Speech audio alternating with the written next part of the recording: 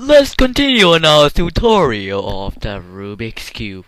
Now let's talk about the notations. Notations, well, helps you, tells you what kind of move do you do this, or you do all this, or that, so that everyone can understand what you're talking about.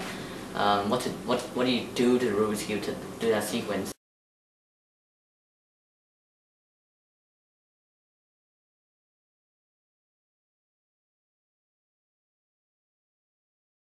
They're gonna be in capital letters or lowercase, depending on what they're trying to say.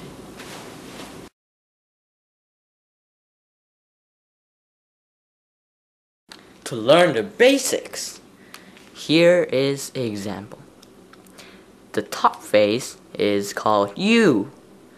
The front face is called F. The bottom face is called D. Down.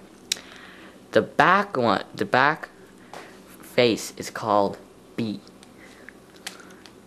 The right face is called R. And the left face is called L.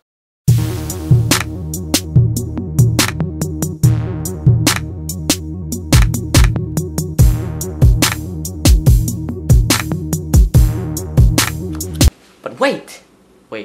Now that we know what's the cube? Okay.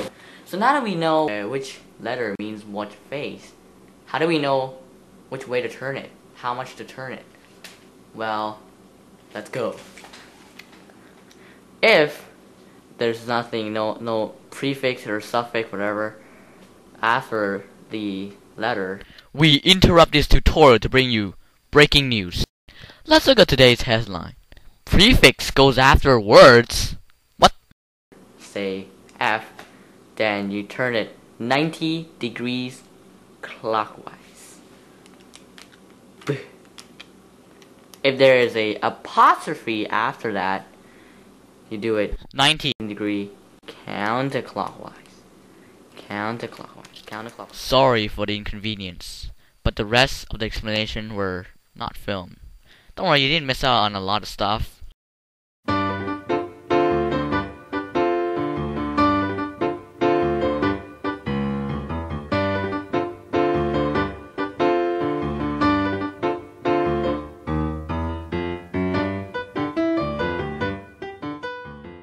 Until we meet again, you will learn to turn the cube sonic fast.